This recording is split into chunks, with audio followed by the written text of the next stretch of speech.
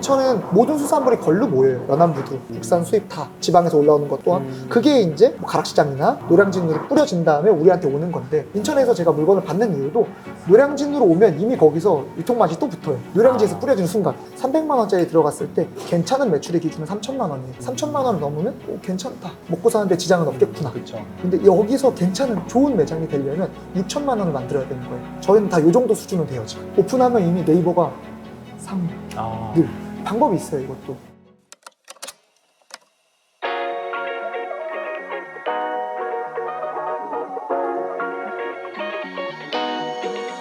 안녕하세요. 청소의 노승 대표입니다. 고수 초대석, 오늘도 제가 고수님 가게로 초대를 받았습니다. 오늘의 주인공은 하와이족에 운영하시는 대표님인데요. 24살에 처음 창업하셔가지고 10년 동안 해산물로 일가를 이루신 분입니다. 해산물 창업에 대해서 이게 난이도 되게 높은 아이템이라고 하는데 오늘 한번 공부하는 시간 가져보도록 하겠습니다. 대표님 안녕하세요. 안녕하세요. 네, 자기소개 좀 부탁드릴게요. 네, 안녕하세요. 저는 자영업 10년 차 장사에서 사업으로 한 걸음 한 걸음 나아가고 있는 하와이족의 대표 이경구라고 합니다. 지금 운영하시는 브랜드가 하와이조개. 네. 네, 좀 소개 좀 해주신다면요. 저희 하와이족에는요, 조개구이 전문 매장이고요. 좀 더 QSC에 집중하고 본질에 더 집중하고 서비스나 퀄리티나 뭐 위생에 좀 더 포커싱을 두고 조개구이 하면 떠오를 수 있는 동네에서 가장 맛이 있는 조개구이집이 되고 싶은 브랜드입니다. 네. 지금 매장이 몇 개 정도 되시죠? 직영점 포함해서 6개 운영하고 있고요. 지금 2개는 오픈 예정이 있습니다. 그러면 총 8개 정도 되겠네요. 네네. 네. 매출은 얼마 정도 나오세요? 직영점 기준으로 지금 20평에 지금 한 9천만 원 정도 나오고 있고요. 평균적으로 한 7, 8천 정도, 높을 때는 한 9천 정도. 와, 가맹점들의 월 매출 한 7천만 원 정도? 네, 가맹점은 한 7천에서 8천 사이 정도 나오고 있어요. 저희가 지금 홍대점에 나왔는데 네. 여기는 엄청 넓네요. 네네. 여기 몇 평이에요? 여기는 77평이고요. 아무래도 홍대라는 특징상 좀 네. 평수도 여유 있고 좀 공간적으로 좀 만족을 드리기 위해서 좀 넓게 계약을 하게 됐어요. 여기가 근데 가맹점이잖아요. 여기 가맹점입니다. 예, 보통 가맹점이 장사 안 되면 이렇게 공간 협조 잘 안 해주는데 여기는 장사 잘 되나 봐요. 그렇죠. 매출은 괜찮은 편이고요. 뭐 아무래도 저희는 지금 가맹점주님들하고 좀 소통을 되게 많이 해요. 장사에 대한 이야기. 네. 뭐 이럴 때 어떻게 해야 되고, 이럴 때 어떻게 해야 되고, 직접 관리하면서 같이 의논하고, 같이 나아가는 입장에서 뭐 협찬 정도는 뭐 그냥 같이 서로 좋은 네네. 분위기에서 하고 있죠.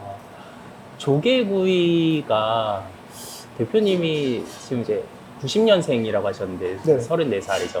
그러면 아실까 모르겠어요. 제가 한 중고등학생 때 2000년쯤에 석화구이가 엄청 유행했었거든요. 네. 그리고 한 2010년쯤에 무한리필 조개구이 집이 또 유행했었어요. 그러고서는 또 좀 잠잠했는데 좀 어때요 요새? 나름대로 이 조개구이에도 흐름이 있고 스토리가 있는데, 그 당시에 그런 이제 무한리필 집이라든지 석화나 이런 것들이 많이 생겼던 이유는 아무래도 이제 단가적인 부분이 제일 커요. 그 당시에는 이제 조개구이 하면 제일 척도가 되는 게 이제 가리비거든요. 네. 가리비 기준에 따라 움직이는데 2000년대 초반에는 무한리필집이 많이 생겼던 이유는 가리비 가격이 그때 키로당 한 4,000원, 5,000원. 왜냐면 북한산 조개도 있었고, 북한산 조개? 그때는 북한산 조개가 취급이 될 때였어요. 그래서 그것들로 인해서 단가가 내려가니까 아무래도 무한리필집이 많이 사실 생긴다. 네. 이 말은 그 주 원재료 가격이 많이 내려갔구나. 이렇게 생각하면 되고, 많이 없어졌다. 네네. 그럼 이제 마진이 떨어지다 보니까 무한리필집이 이제 견디기가 힘드니 이제 다 없어지는 추세였던 거죠. 그러면은 이제 그 아이템에 대한 수요가 줄어들어서가 아니라 그쵸. 공급 원가가 올라가니까 그렇죠. 그런 거죠. 저는 그렇게 생각하고 있어요. 네. 지금은 어때요? 지금은 낮지도 높지도 않은 상태예요. 그러니까 저렴한 건 아닌데, 네. 무한리필이 들어오기에는 조금 리스크가 높죠. 지금 가격은 한 10,000원 중반, 초중반 정도예요. 그 당시에는 5,000원대였고 지금 10,000원 초중반이고, 이게 많이 올라갈 때는 한 20,000원 가까이도 가요. 네. 그렇기 때문에 무한리필이 들어오기는 쉽지는 않고, 네. 들어온다고 하더라도 이제 우리가 가장 좋아하는 게 사실 큰 가리비잖아요. 그렇죠. 그거를 넉넉하게 주기가 힘들죠. 그러면 아무래도 무한리필을 가는 의미가 좀 줄어드니까 리필집은 지금 창업하시기에는 조금 무리가 있고 이제 저희는 이제 그냥 구성을 해놓고 이걸 파는 입장이니까 괜찮은. 네네. 이제 무한 리필은 아니고. 네. 네. 네, 제가 2010년쯤에 이제 친구들이랑 그 무한 리필 조개구이집에 갔었는데 조개가 되게 그 껍데기가 크니까 푸짐해 보이잖아요. 근데 막상 구워보니까 알맹이는 되게 작더라고요. 맞아요. 네, 그리고 또 이게 굽는 것도 좀 오래 걸리고. 맞아요. 그래서 한 두세 번인가? 많이 리필 안 하고서 그만 나왔어요. 그리고 지금 말씀하신 대로 이제 가리비 큰 거를 이제 제일 좋아하는데 그거는 한 번 리필할 때마다 한 개 정도밖에 안 주고 하니까 맞아요. 네, 양도 적고. 그게 좀 아쉽죠. 왜냐면 근데 그게 원체 비싸니까. 그리고 조개구이 그거 먹으러 가는데 이제 그걸 안 주니 네, 큰 네. 가리비를 안 주니 그게 좀 문제가 있는 것 같긴 해요. 그거 많이 줄 알고 갔는데 그래서 안 와서 실망했는데 차라리 리필 안 되더라도 좀 제대로 이렇게 차려 먹는 게 더 좋을 것 같네요. 맞습니다. 그리고 여기 보니까 특징이 콜키지 프리더라고요. 맞습니다. 네. 아니 이런 거 하려면 보통 술 팔아서 남겨야 되지 않아요? 콜키지 프리를 제가 한 이유는요. 네. 제가 외국에 나갔을 때 수산물하고 이제 화이트 와인을 먹는 것이 굉장히 이제 맛이 풍미가 있었고 그 분위기가 너무 좋은 거예요. 네네. 그런 뭔가 굴에다가 화이트 와인을 먹거나 조개, 외국에서는 이제 생조개도 많이 먹으니까 생조개를 날로 먹어요? 네.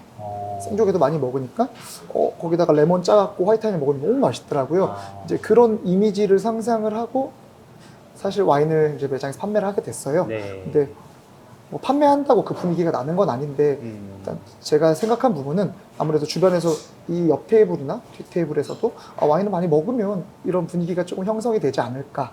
그래서 이제 와인을 물론 판매는 하지만 콜키지 프리를 해놓음으로써 집에 있는 맛있는 와인들 갖고 와서 해산물이랑 함께 맛있게 드실 수 있게 분위기를 많이 만들고 있어요.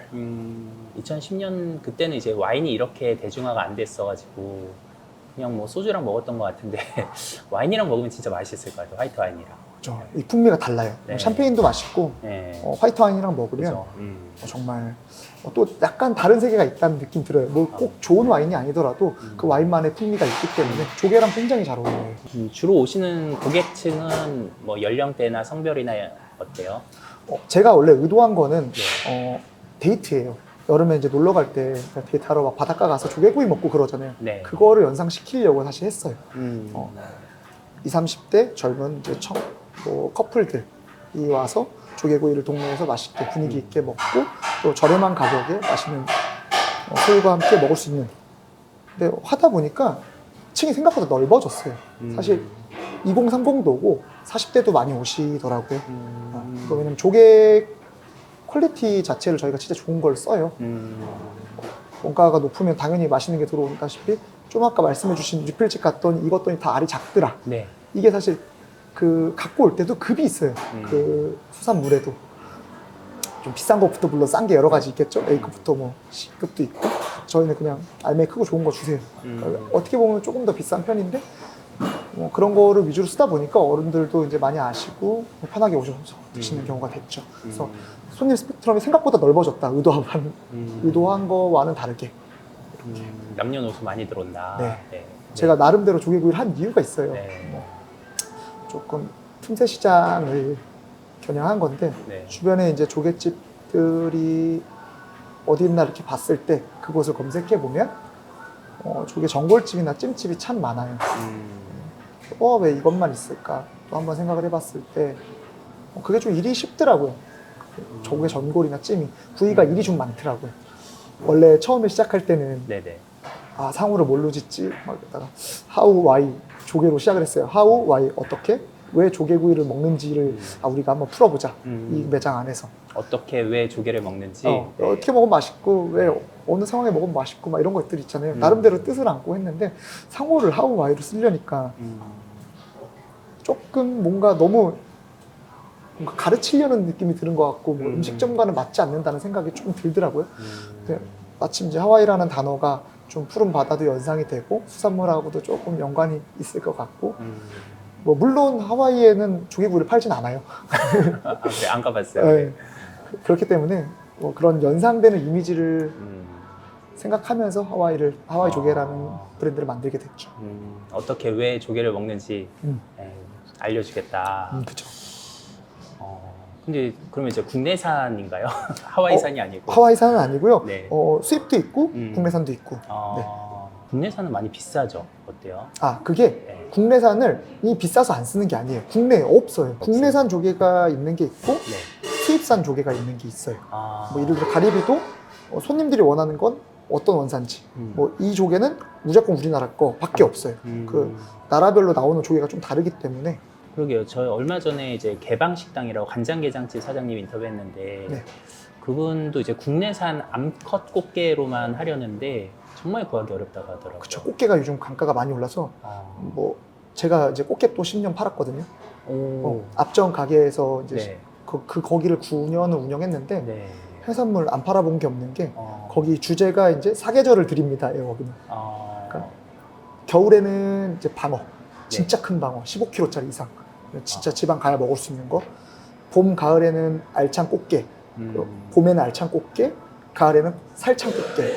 여름에는 물에 팔고 겨울에서 봄 넘어갈 때 이제 쭈꾸미, 알쭈꾸미 뭐 이런 식으로 그때 그걸 사계절 사이트를 계속 타면서 그렇게 했었어요. 그래서 꽃게도 좀 많이 아는 편인데 네네. 봄 알꽃게가 구하기 힘든 게 아니라 단가가 비싸요 사실. 그래서 이제 간장게장집 가면 한 마리 시켰는데 막 35,000원씩 받는 거예요. 맞아요. 1인당. 네.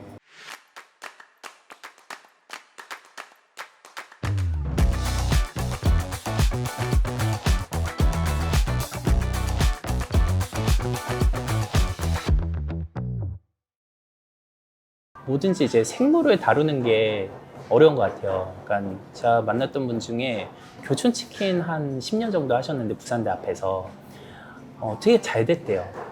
부산대 학생들 와서 막 많이 먹고 그랬는데도 조류독감 한번 지나가면은 막 매출 뚝 끊기고 그래서 다시는 내가 생물 다루는 거 안 하겠다 해가지고 카페로 전향하셨거든요.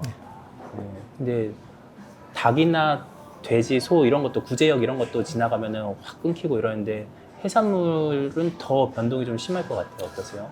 수산물은 아무래도 가격 변동이 좀 있는 편이죠. 근데 이제 메인 우리가 생각하는 가리비 빼고는 거의 일률적이고. 가리비가 제일 가리비가 속썩여요? 이제 우리의 가장 고민거리가 되고. 근데 그 또한 관리만 잘해주면 크게 막 문제는 없는 것 같아요. 물론 뭐 2배씩 널뛰기도 해요. 하지만 낮아질 때가 높을 때가 있으면 분명히 엄청 낮을 때도 있거든요. 사람들은 높을 때만 얘기해서 문제인 거예요. 뭐 노로바이러스나 이런 거 나오면 뭐 잠깐 안 되지만 그 앞뒤로는 엄청나게 잘 된단 말이죠 사실. 그러면 그 안 될 때 매출이 좀 빠져서 적자를 보는 게 아니라 그 앞전이나 다음 달보다 좀 적게 버는 거다라고 생각하고 좀 심적으로 안정을 갖고 그럴 때일수록 좀 더 단단히 가져가면 좋지 않을까. 그리고 손님이 줄었다고 해서 뭐 안 되는 건 아니에요. 손님이 줄어서 계속 잘 되면 매장 자체가 관리가 안 된다고 저는 생각을 하거든요. 매출 좀 떨어졌을 때 우리가 직원들과 소통도 하고 교육도 할 수 있는 거고 이럴 때 한번 우리가 못 닦았던 부분들 한번 싹 닦고 기름칠하고 조이고 교육도 하고 할 게 너무 많아요. 그래서 그게 뭐 터졌다고 해서 막 100만 원 팔던 게 하루에 5만 원으로 주는 게 아니에요. 분명히 100만 원 팔던 게 뭐 한 6, 70으로 줄겠죠. 한 30% 빠지는 거니까 30, 40%. 그럴 때 이제 여유가 있을 거 아니에요. 마음의 여유는 없겠지만 시간의 여유가 있고 뭐 직원들도 여유가 있고 그럼 같이 대화도 하면서 좀 다음 달을 준비하는 게 낫지 않나. 조류독감이 이게 몇 년 가는 게 아니잖아요. 뭐 잠깐 그렇죠. 한두 달이니까. 네. 풀면 좋지 않을까 싶어요. 근데 해산물은 프랜차이즈가 잘 없는 것 같아요. 네. 뭐 어사출도 정도? 네. 잘 없는 이유가 있을까요? 아무래도 생물 장사다 보니까 그런 것 같아요. 그냥 지금 저희가 나눴던 대화에도 다 이미 녹아져 있는 부분인데 생물 장사가 관리가 쉽지는 않고 또 가맹사업을 하는 입장에서는 점주들한테 교육을 했지만 이 점주님들께서 이걸 또 관리할지도 얼만큼 잘 관리할지도 의문이고 또 생물을 납품하는 데 있어서 물류 수익을 붙이게 되면 점주님들의 마진율이 많이 떨어져요. 근데 이 단가는 많이 널뛰게 되기 때문에 그래서 프랜차이즈가 많이 없다고 저는 생각을 해요. 물론 그 부분에 있어서 제가 그래서 사실 조개구이집으로 가는 사업을 하면 나쁘지 않겠다는 생각을 한 것도 있고요. 반대로. 대표님은 그럼 물류를 직접 본사에서 하나요? 저희들만의 전용 상품만 저희가 좀 만들어서 하고 있고 수산물은 경쟁력을 가지려면 본사가 수산물을 건들면 안 돼요. 왜요? 올라요. 무조건 올라요. 가격이 많이. 저희가 물차를 끌어야 되고 뭐 아무리 톤 단위로 구입한다고 해도 가맹점 1, 200개로는 그 톤 단위가 의미가 없어요. 아, 거기서는 하루에 몇백 톤 움직이기 때문에 우리가 몇 톤 갖고는 움직일 수도 없고 규모의 경제를 일으키려면은 좀 너무 오래- 규모가 커야 되고 한 이마트 정도 돼야 되지 않을까 저는 싶거든요. 단가가 높아서 그런 걸까요? 그쵸. 그리고 폐사율도 높고 그쵸. 원체 이제 원체 많은 양을 취급해야 되기 때문에 그래서 저는 제가 아무래도 오래 하다 보니까 이런 좋은 거래처들을 많이 만나게 됐어요. 그래서 그분들과 이 얘기를 다 나눠서 우리가 받고 있는 수산물은 옆집보다 500원, 1000원 싸면 한 달에 우리 수익이 200만 원 올라가거든요. 그런 식으로 움직이고 있죠. 제가 마진을 안 먹고 대신에 최대한 투명하게 운영함으로써 수산물을 건드는 것 자체가 마진을 잡겠다는 얘기인데 그 부분을 그냥 조금 마음 여유 있게 가지면 점주님들 마진도 올라가고 저도 좀 부담도 덜을 수 있고 뭐 이런 식으로 생각을 하고 있어요. 네. 대표님 얘기를 좀 해보죠. 자영업 네. 10년 차라고 하셨어요. 네. 지금 34살이시잖아요? 그럼 24살부터 장사 시작하신 거예요? 대학교, 네. 뭐 학교 졸업하고 바로 하신 거예요? 그쵸. 제가 그냥 원체 약간 이게 장사가 될 줄 몰랐는데 고등학교 때, 뭐 중학교 때부터 내 거 하고 싶다는 생각을 좀 많이 했었어요. 아, 그래서 고등학교 때도 그렇고 그냥 뭐 예를 들어 용돈 받거나 이런 것도 제가 직접 이제 통장에 다 모아놓고 뭐 20대 들어가서 이제 알바도 좀 하면서 초기 창업 비용을 조금 만들었고 24살 때 정말 아무것도 모르고 사실 시작을 했었죠. 어떤 걸로 창업을 처음 하셨어요? 처음에는 이제 포차를 차렸는데요. 아, 10평짜리 테이블 8개 포차였어요.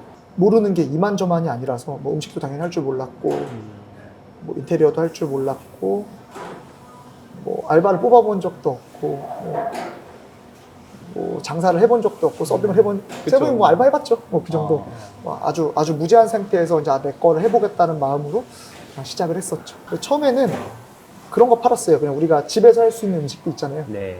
뭐 김치찌개, 똥집 이런 거 하다가 처음에 한 매출이 1,100만 원이 나왔었거든요. 1,100인가 1,200만 원. 네. 그리고 막 100만 원, 900만 원, 막 800만 원 매출 막 떨어지더라고요. 와, 죽겠는 거예요. 물론 음식 할 줄 모르고 차렸는데 그냥 되는 줄 알았어요. 사실 장사가 그냥 막연히 열면 되는 줄 알았고 너무 뭘 몰랐어 갖고 이제 뭘 해볼까? 이제 뭔가 살긴 해야 되잖아요. 네. 뭘 해볼까 하다가 이제 수족관을 사서 그 아까 말씀드린 사계절을 드립니다. 그게 두 번째 아이템이었어요. 그 포차 안에서의 네. 아이템이었죠. 거기서 이제 이걸로는 안 되겠어서 수족관을 사서 바로 수산물로 제가 전향을 했어요. 왜 생물로 했냐? 뭐 사람들이 많이 물어보는데요. 그냥 간결해요. 왜냐면 음식을 할 줄 모르다 보니까 그냥 내가 제일 잘할 수 있는 것 제가 좀 예민한 편이거든요. 이런 뭐 청각도, 시각도, 후각도, 맛도 뭔지 모르겠는데 이게 좋은지 안 좋은지는 알아요. 그냥 느낌적으로 딱. 그래서 수산물 하면은 좋은 거 사다가 나만 나를 속이지 않는다면 되지 않을까라는 생각으로 시작하게 됐어요. 이게 신선한지 안 한지를 잘 느끼시니까. 네. 딱 보면 그냥 괜찮구나, 안 괜찮구나. 그래서 그걸로 시작하게 된 것 그렇죠. 같아요. 해산물은 선도가 진짜 중요하니까. 끝이에요. 그게 다예요, 그냥. 그렇죠. 신선하면 맛있는 거고 조금 아리까리하면 맛이 떨어지는 거고. 근데 그거를 주인들은 알아요, 사실. 그렇죠. 내기 전에 다 아는데 네. 그리고 이제 그걸 하면서 그냥 결심했던 거는 절대 나를 속이지 말자. 그렇게 했더니 매출이 좀 많이 높게 나왔었죠. 맛집이 이제 부익부 빈익빈인 것 같은 게 그렇게 줄 서서 하니까 회전이 좋을 수밖에 없고 그러면 그날 들여온 거 그날 팔릴 것 같고 그렇죠. 그러니까 신선할 수밖에 없죠. 그러니까 이게 해산물이 비싼 게 뭐 폐사율도 높고 이제 재고 관리가 어려운 거잖아요. 근데 이게 잘 팔리기 시작하면은 선도 관리가 저절로 될 거고. 맞아요. 근데 이제 그렇게 되기가 어려운 거잖아요. 맞아요. 네. 이거를 제가 처음 이제 첫 루틴을 만드는 게 되게 중요해요. 지금 말씀해 주신 대로 차를 나가면 당연히 좋은 게 들어오고 자주 들어오고 이게 사이클 돌잖아요. 처음에 이제 해산물 장사를 하면서 그래 생각해보면 오늘 들어와서 오늘 팔면 끝나는 건데 내일 들어온 건 당연히 내일 좋겠지. 이걸 만들기 위해서 제가 사실 메뉴를 3개를 묶었어요. 3개를 2개의 메뉴 가격에 그냥 주는 거예요. 양 많이 주는 건 아깝지가 않더라고요. 왜냐면 어차피 버려야 되거든요. 저 진짜 저는 손이 좀 큰 편인데 이걸 잘 팔아야긴 하겠고 그냥 한 개 한 개 단품을 낮추자니 또 단가가 떨어지고 그래서 3개 두 개 가격에 세 개를 주자 해서 회전도 좀 높이고. 회전을 높였더니 네. 자연스럽게 싸고 저렴하고 맛있고 싱싱한 집이 되더라고요. 아, 그 그것도 루틴을 알죠. 자기만이 만든 것 같아요. 그게 가격을 낮추기보다는 차라리 묶어서 하는 것도 전략이겠네요. 맞아요. 수산물은 결국에는 그냥 자주 도는 게 최고인 것 같아요. 그냥 빨리 돌고 새로운 거 빨리 갖고 오고 뭐 이게 제일 좋지 않나. 요즘은 이제 온라인 마케팅도 좀 중요하지 않아요? 맞아요. 마케팅은 어떻게 하세요? 제가 그래도 10년 동안 장사를 하다 보니까 네. 어떻게 사업보다는 장사에 포커싱이 더 맞춰져 있잖아요. 장사하시는 분들 만나면서 제일 어려운 게 사실 마케팅이에요. 왜냐면 연세 있으신 분들도 있고 워낙 매장에 신경을 많이 써야 하다 보니까 이 마케팅 부분을 전문 지식을 갖고 움직이기가 굉장히 어려워요. 그렇다고 맡기자니 비용이 만만치가 않고 모든 회사 같은 데를 보면 기업단체 이제 마케팅 부서 돈을 쓰는 부서잖아요. 효과가 날 수도 있고 안 날 수도 있는 부분에다가 위험한 리스크 돈을 투자한다는 것 자체가 자영업자 입장에서는 굉장히 고민을 많이 할 수 있는 부분이라고 저는 생각을 해요. 내가 지금 500만 원 갖고 가 아니라 600만 원 갖고 가는 싸움에서 마케팅 비용에 2, 300만 원을 태워야 되는 건데 이 부분을 저는 매장 시작할 때부터 사실 고민을 많이 해갖고 저는 지금 혼자 공부를 그래도 마케팅 공부를 한 10년 정도 한 상태일 거 아니에요. 네. 그래서 저희 매장 같은 경우는 제가 다 관리를 해주고 있어요. 그래서 뭐 기본적으로는 그냥 장사다. 우리가 뭐 기업이 아니고 내가 1인 사장으로서 이 가게를 운영하는 데 있어서 제일 중요한 거는 네이버 말해도 되죠? 네. 네이버 마케팅이기 때문에 그 부분에 포커싱을 두고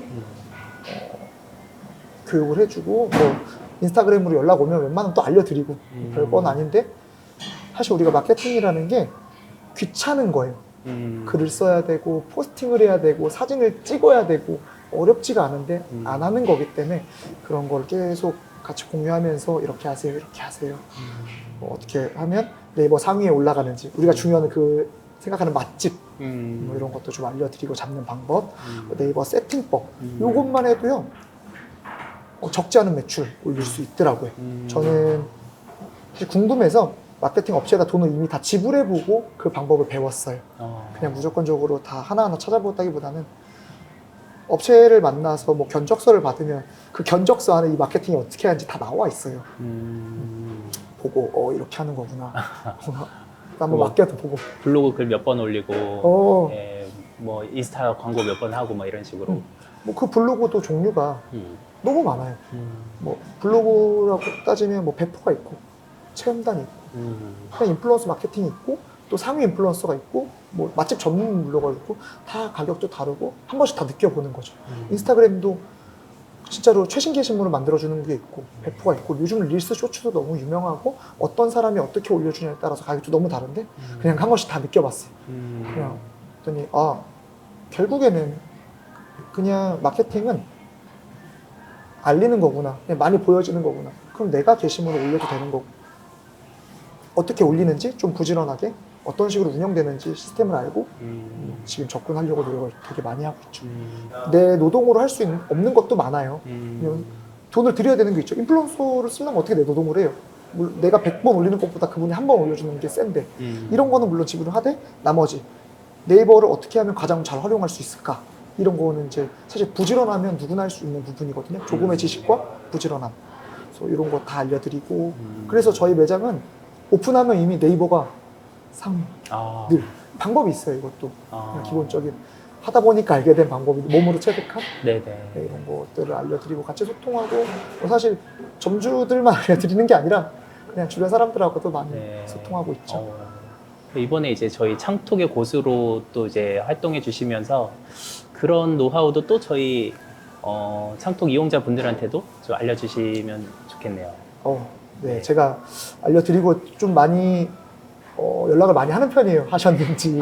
왜냐면 이게 애프터 서비스까지 했는지 안 했는지가 사실 중요해요. 안 어려워요. 그래서 하면 효과가 있어요, 분명히. 왜냐면 제가 10년 동안 그걸로 돈 벌었거든요. 이렇게 하니까 매출이 오르더라. 뭐 이미 선례가 있는데 뭐 안 했으니 매출이 안 나오는 거라고 밖에 말을 못하죠.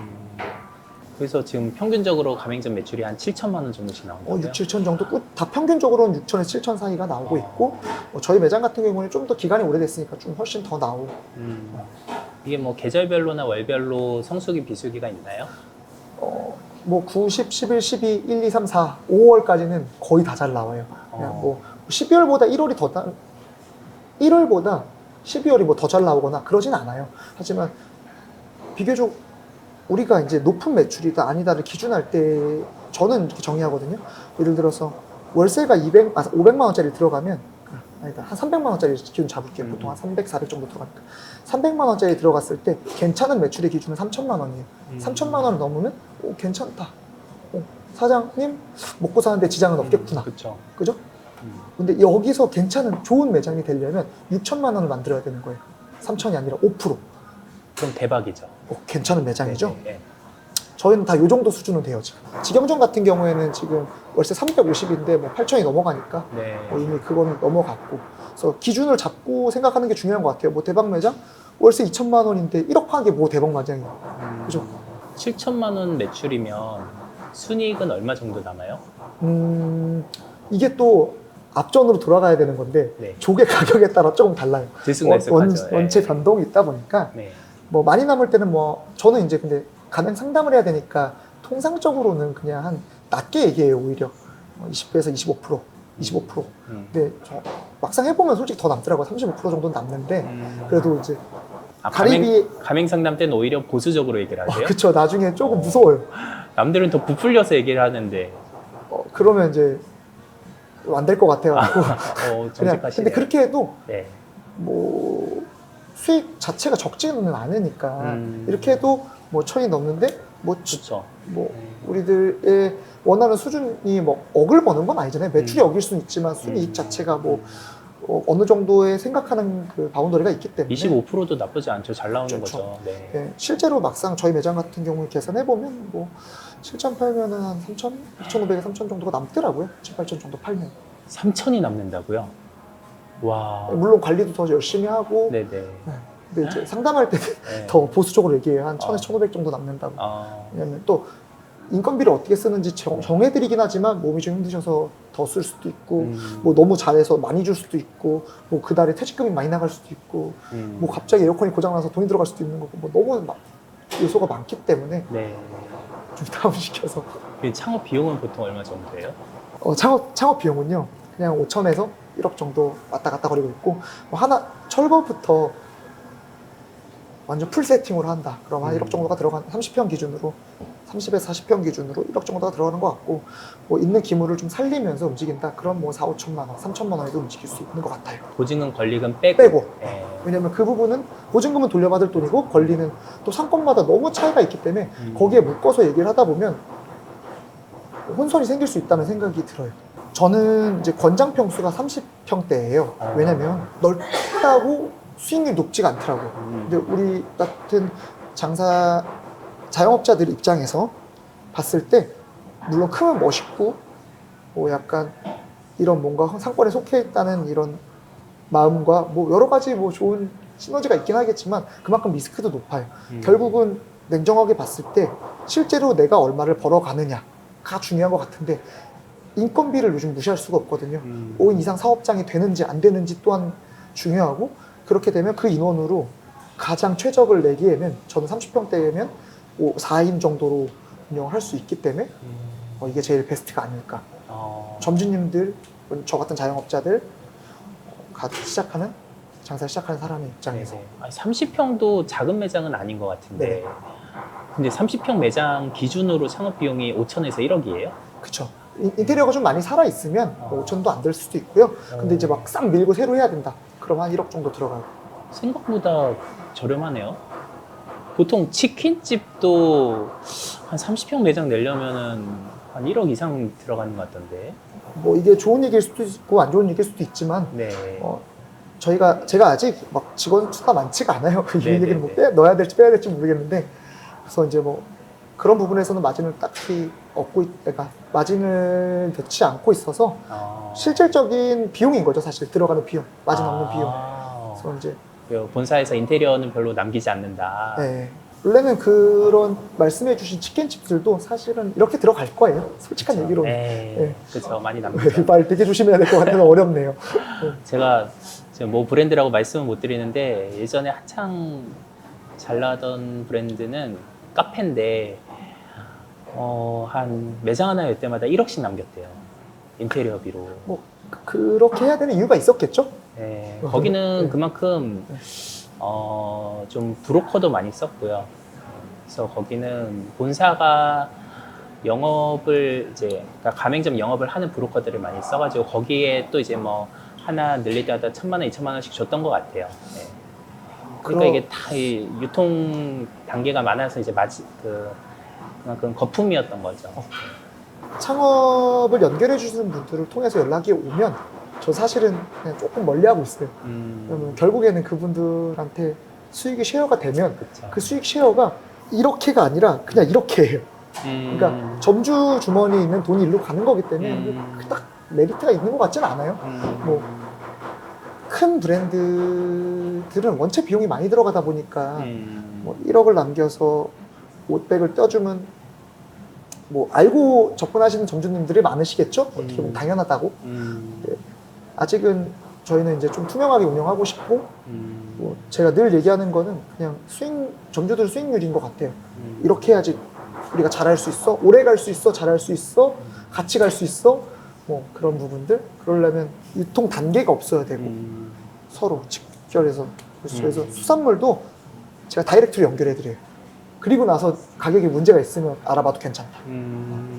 이렇게 해야지 중간 마진이 없어져서. 그렇죠. 근데 단계가 많이 끼면 음. 뭐 조금씩 붙겠죠. 네네. 인천에서 제가 물건을 받는 이유도 노량진으로 오면 이미 거기서 유통맛이 또 붙어요. 노량진에서 뿌려지는 순간. 이것도 루트를 만드는데 꽤 오래 걸렸는데 뭐 결국에는 이제 물차가 움직이잖아요. 네. 기름값이나 인건비가 들어가는 거예요. 거기에. 네, 그렇죠. 1-20%씩 계속 얹혀지겠죠. 그래서 인천이랑 연결을 하고, 인천은 모든 수산물이 걸로 모여요. 연안부두. 수입부터 국산 수입 다. 지방에서 올라오는 것 또한. 그게 이제 뭐 가락시장이나 노량진으로 뿌려진 다음에 우리한테 오는 건데, 그 단계 없애고 인천으로 가는 거죠. 인천에서 오고, 이 중간에 최대한 투명하고. 지금 이제 팔소리가 나는데 아니 괜찮습니다. 아니 지금 이제 4시에 오픈하신다고 네네. 해서 저희가 지금 이제 3시에 와가지고 촬영하고 있어요. 지금 영업 준비하고 계신 시간이세요. 근데 점심 장사 안 하고 이렇게 저녁 장사만 하시는 거예요? 네, 저 지금 저녁 장사만 하고 있어요. 4시에는 근데 손님 잘 안 오지 않아요? 이런 게 있는 것 같아요. 5시에 손님을 받으려면 4시에 열어요. 5시에 오니까 5시에 열면 6시에 와요. 그래서 적합점이 어딜까? 네네네. 그러니까 결국에는 일찍 열어서 손님 없는 것도 문제고, 늦게 열어서 못 받는 것도 문제인데, 조개구이랑 가장 어울리는 시간이 언제일까? 저는 이제 한 4시 정도로 보이고, 혹시라도 이제 사장님들하고 연락할 때는 내가 받고 싶은 손님대 시간보다 1시간 일찍 열면 된다, 한 2시간 정도라고 말씀을 드리죠.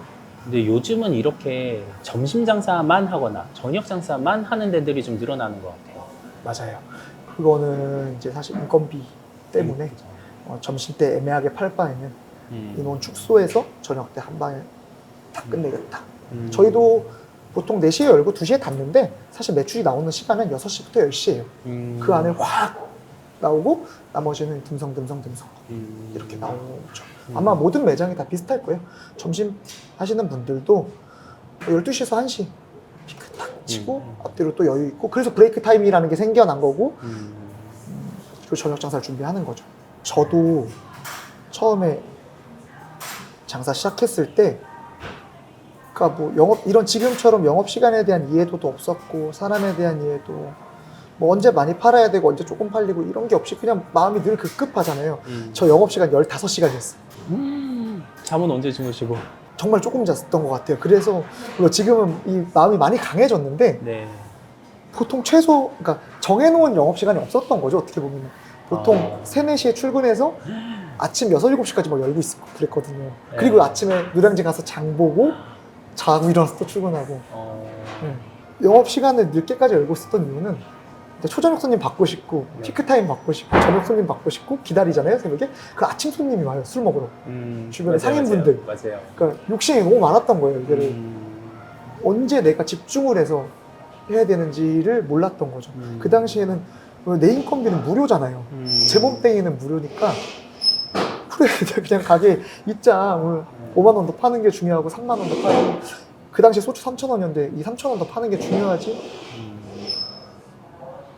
내가 뭐 얼마큼 더 쉬냐 마냐 보다는 그게 중요했고 아침에 굳이 제가 장을 보러 갔던 이유는 실제로 제가 가서 사왔을 때 저렴했고 물건이 더 좋았어요. 그러니까 막상 직접 해보니 이거를 놓지를 못하겠더라고요. 또한 제가 인스타그램을 조금 열심히 하는 편인데 거기에 이제 장을 보러 갔던 거를 찍어서 올렸어요 늘.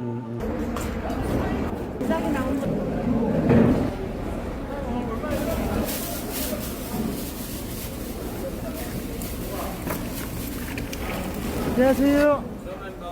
아, 나 오늘로도 왔어. 되게 식상한 내용이에요. 지금 영상이 막 고급스럽거나 뭔가 퀄리티가 있거나 이런 게 아니라 그냥 갔다 와서 물건 수족관에 넣고 정리하는 거 찍어서 올린 거예요. 거의 몇 년을 매일이요.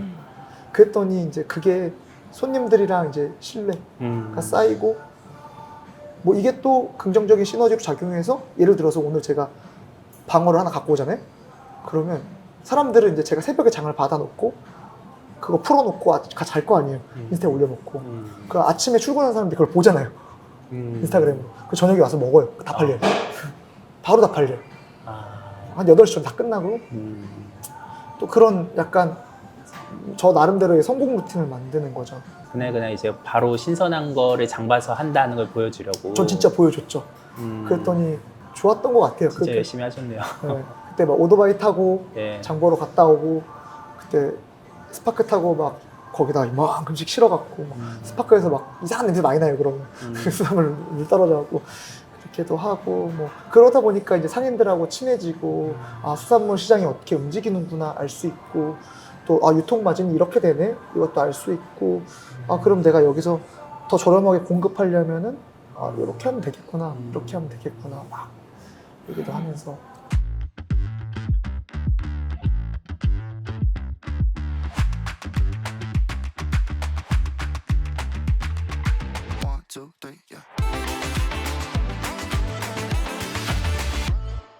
근데 제 어머니도 이제 아침 일찍 일어나서 이렇게 하시니까 이제 새벽 장사 하시려고 그러면 한 낮 2시, 3시쯤에 이제 브레이크 타임 때 이제 뭐 또 다음 식자재 손질하고 하잖아요. 팥썰에다가 이렇게 꾸벅꾸벅 조세요. 근데 그게 저는 어렸을 때 너무 가슴이 아팠어요. 뭘 그렇게 잠 안 자가면서 그렇게 하나. 뭐 나중에는 이제 그렇게 해야 되는 이유도 있었더라고요. 근데 약간 잠은 좀 주무시면서 하시길 바랍니다. 아, 요즘 좀 많이 자고 있고 네. 그 당시에는 근데 그게 맞았다고 생각을 했어요. 네. 또 손님들이나 이제 되게 신기한 거는 물론 단골이라 그래서 손님들과 사장이 친한 경우가 많은데 전 아예 거의 이제 10년을 왔잖아요 손님들하고. 진짜 그냥 이거 뭐 손님 정도가 아니라 가게 안 와도 그냥 막 지인 같아요. 엄청 친해요. 그냥 뭐라고 설명드려야 될지도 모르겠어요. 약간 이거 생각하면 약간 올라오는데 막 너무 고맙고 막 오픈할 때 되면은 뭐 와주고 그러니까 막 예전에는 메뉴가 원체 이제 계절별로 바뀌다 보니까 진짜 손님들이 자주 왔는데 지금은 조개구이라는 메뉴로 국한되다 보니까 그렇게 자주 오진 않아요. 그래도 이제 제 마음속에는 너무 고마운 거죠. 그때 이 매장에 와줬던 손님들이라든지 막 그런 아직 감정이 있죠. 대표님 앞으로 계획은 어떻게 되세요? 장사가 저한테는 되게 큰 꿈을 줬고 제 인생에 막 엄청난 터닝 포인트를 줬어요. 정말 장사를 하지 않았으면 뭘 할지 진짜 깜깜해요. 그래서 이제 자영업 시장에서의 좀 선한 영향을 가질 수 있는 사람이 되고 싶고 그리고 이런 제가 처음에 모르고 시작했던 것처럼 저와 같은 사람들이 많을 거예요. 물론 요즘에는 유튜브라든지 뭐 정보가 너무 많이 있기 때문에 뭐 아닐 수 있겠지만 그런 사람들과 소통하면서 같이 장사를 좀 사업보다는 장사에 포커싱을 두고 또 이렇게 같이 움직이는 게 좋지 않을까 그런 생각을 많이 하고 있습니다. 저는 이제 창톡에 장사 고수분들이 한 200명 정도 지금 제가 이제 모셨어요. 네, 앞으로도 계속 이제 모시고 있는데 저의 목표는 이분들이 중에 이제 프랜차이즈 하시는 분들 있거든요. 그분들의 가맹점을 하나씩 다 해보고 싶어요. 제가 투자를 해가지고. 네. 아니 제가 이제 직접 다 일은 못하겠지만 뭐 저희 이제 팀원들하고 같이 하든지 아니면 그냥 뭐 그냥 재무 투자만 해가지고 간접적으로 좀 경험을 하든지 해서 좀 고수분들하고 같이 성장하는 게 이제 제 목표인데 대표님 가게 진짜 하고 싶다 그런 생각이 들더라고요. 저희요? 예. 저희 괜찮아요. 저는 그러니까 막 이렇게 많이 말하는 것보다는 그냥 네. 저는 늘 괜찮다는 표현을 써요. 음, 음, 괜찮다. 이 괜찮다 안에 그냥 다 들어있는 것 같아요. 정말 신경 많이 쓰고 있고. 뭐 아니라고 느끼는 사람도 있을 수 있겠죠. 하지만 괜찮다. 그냥 괜찮다라는 요 단어 안에 많은 게 함축돼 있지 않나. 되게 겸손하게 말씀하시는 것 같아요. 네, 정말 괜찮다. 그냥 네. 괜찮다. 네. 나 진짜 너 후회 안 할 것이다. 괜찮다. 느껴집니다. 그런 거 있고 이제 뭐 기자님께서 이제 창톡에서 이제 이런 창업자분들과 소통을 해주시는 걸 말씀해 주셨는데 저는 이제 뭐 고수라고 칭해 주시나요? 네, 그럼요. 저희 고수님이죠. 네. 고수라기보다는 그냥 장사하는 사람들하고 편하게 소통하면서 가는 게 제일 좋은 것 같아요. 근데 이거를 관리 감독해주면서 지속적으로 얘기해 줄 수 있는 사람이 중요하지 않나. 그 이왕이면은 조금 편하면서 자주 얘기해 줄 수 있는 사람이 또 답이지 않을까. 자주 듣는 것만큼 또 답은 없는 것 같아요. 아무리 좋은 얘기도 한 번 들으면 잘 안 하잖아요. 그래서 여러 번 편하게 소통하면서 네, 너무 막 힘들다거나 이런 분들은 해소가 이런 그런 감정적인 노동도 사실 많거든요. 자영업자들이 맞아요. 외롭다거나 알지만 하고 있지 않다거나 이렇게 옆에서 한마디 하면 또 해요. 그래서 이런 거 부분을 제가 좀 해소시키려고 도움을 드리고 싶어요. 네네. 창업을 하고 나면은 그 다음에는 가게에 매여가지고 나오지를 못하시더라고요. 그래서 밖에 세상이 어떻게 흘러가는지 트렌드가 어떻게 변하는지 이런 것도 알아보기 어려운데 저는 그런 캠페인도 한번 해보고 싶어요. 한 달에 한 번은 가게 밖으로 나오기 해가지고 그때 이제 고수분들도 만나고 창톡에서 아니면 뭐 다른 자영업자분들하고 같이 그냥 하루 날 비워서 상권 투어를 하는 거예요. 그래서 너무 좋죠. 네, 핫플레이스들 가보고 아니면 저희 고수분들 가게 이렇게 한 번씩 가서 고수분들 만나서 얘기 듣고 Q&A 하고 제 얘기를 조금 드리면 저는 매장에서 밖에 나오는데 8년 걸렸어요. 그러니까 누가 조금 도와줬으면 좀 빨리 나오지 않았을까 이런 생각을 해요. 근데 나왔다는 표현이 어떻게 보면은 새로운 문을 연 건데 그거를 뭐 기자님이 도와주신다거나 뭐 엄청 잘하시는 분들이 도와주면 네네. 새로운 문을 열 수 있는 기회를 빨리 만날 수 있을 것 같아요. 하나부터 열까지 워낙 모르다 보니까 그 단계가 지금 제일 어렵지 않았나 싶어요, 사실. 저희 어머니는 40년째 안 나오고 계세요. 그건 안 나오시는 걸까요? 저는 네. 좀 타 매장도 좀 많이 가보고 싶었고, 네. 얘는 음식이 어떻게 내네? 뭐 여기 우리가 호텔 같은 데 가서도 밥을 먹어봐야 돼요. 이 서비스가 맞아요. 어떻네? 이건 이런 퀄리티의 음식을 주네? 이런 걸 느끼려면 사실은 매장 밖에서, 그렇다고 매장 밖에 나가서 놀라는 얘기는 절대 아니에요. 점주님들하고 얘기할 때도 나가 놀라는 게 아니라 좀 이렇게 배울 수 있는, 직원들하고 회식할 때도 왜 앞에 있는 맥주집만 가지 말고 좀 이렇게 좋은 호텔 가서 커피도 한번 먹어보고 어떤 식당도 한번 가보고, 음식적으로 특별한 식당이 있는가 하면 서비스적으로 특별한 식당이 있을 수 있고, 뭐 이렇게 좀 테마를 잡고 움직이면 좋지 않나 이런 생각을 네. 늘 하거든요. 네, 매장 밖으로 나가서 저희 고수님도 한번 만나보시기 바랍니다. 끝으로 좀 강조하시고 싶은 말씀 있으세요?